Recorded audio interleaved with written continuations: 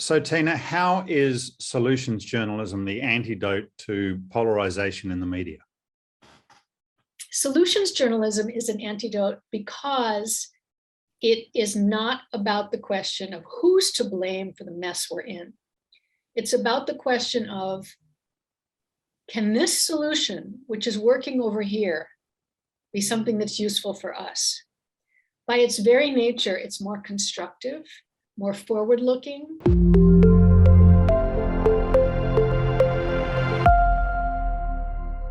So the tabloid media is going to say to that, yeah, but good news stories don't rate.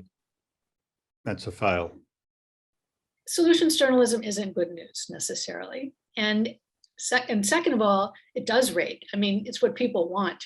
By far the biggest reason people tune out from the news, and all the research shows this, is the steady diet of dysfunction, failure, corruption, and disaster that we feed them. I mean, everyone can understand that. It just makes you want to go to bed and put the covers over your head.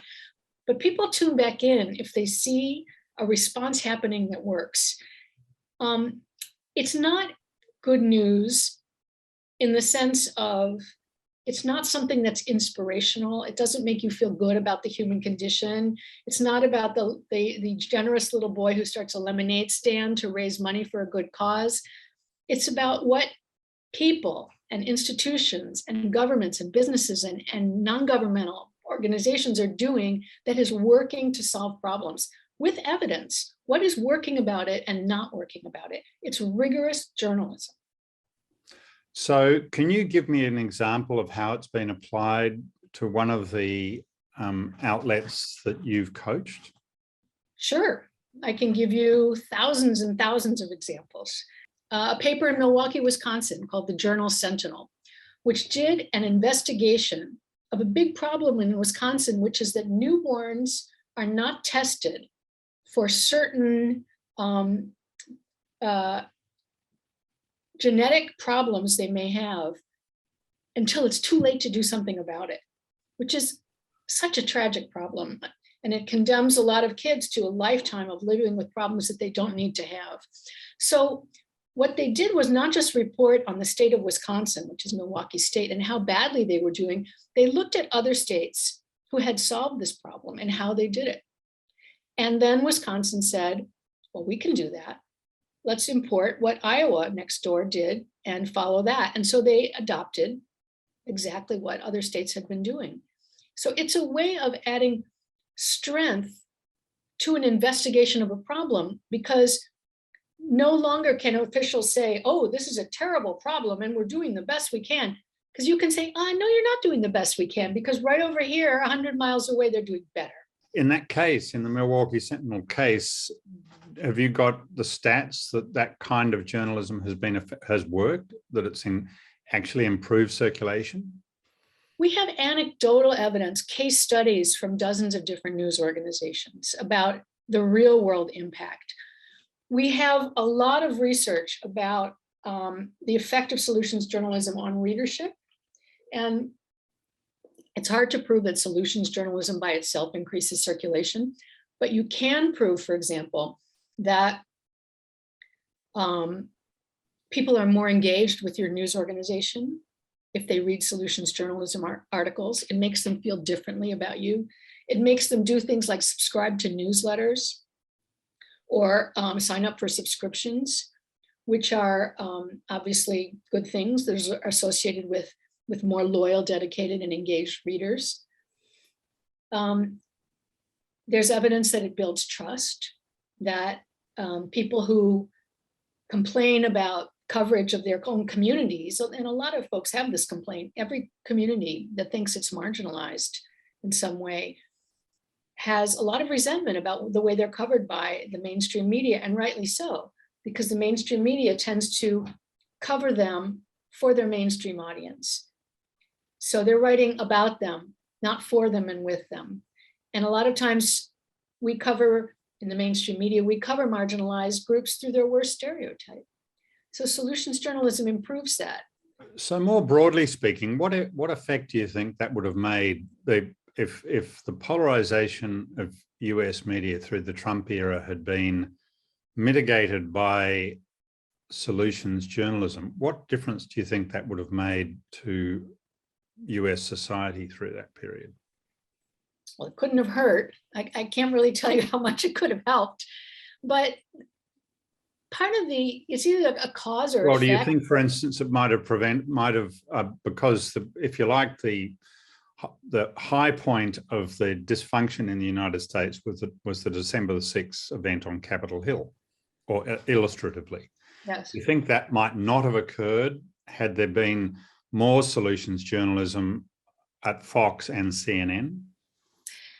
I don't think that would have had that effect. I mean, Right. First of all, solutions journalism is a tool that you can use for certain kinds of reporting. It's reporting on issues like health, education, criminal justice, environment.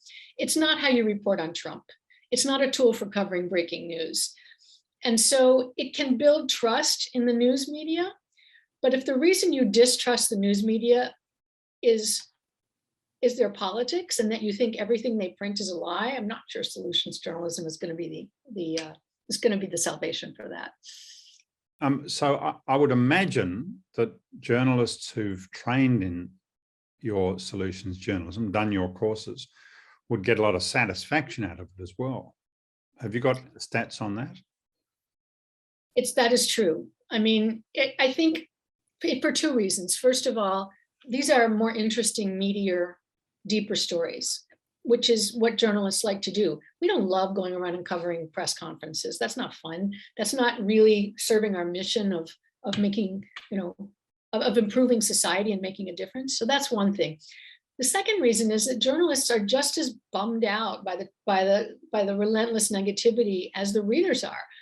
We don't like writing the same problem-focused story over and over and over again.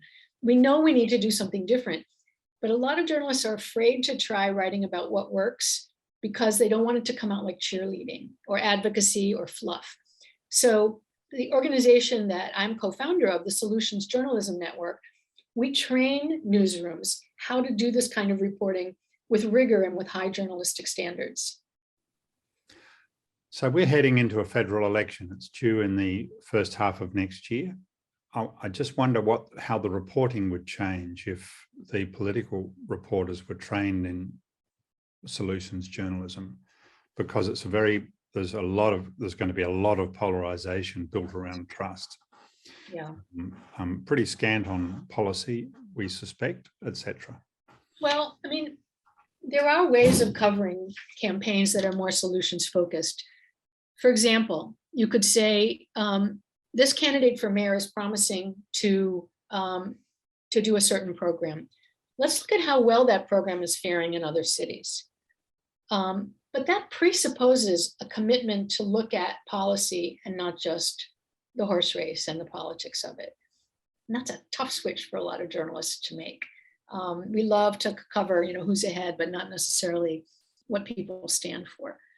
The other thing that's really important, Peter, and this is not exactly solutions journalism, but it's really important, and it is something we teach, is that we are accustomed to quoting the extremes on both sides, because that's the best story, right? But then we make people think that that's the norm, and it's not the norm. And so journalism's coverage of politics tends to create even more polarization than actually exists. It's a vicious circle, and the coverage of polarization makes polarization worse. So we teach techniques, we call this complicating the narratives, for how journalists can cover contentious issues without contributing to polarization. And those are really important techniques to learn. We're actually, in the United States, really, truly far less polarized than people think we are. But journalism has made that worse. I don't know if it's the same here in Australia. Tina Rosenberg, that's been really interesting, and I suspect we'll need to come back to you to pursue that topic, because that is a factor in Australia, not quite as extreme as the United States, but where else is. But thank you very much indeed. Thank you, Peter, for having me, and I'd be happy to come back.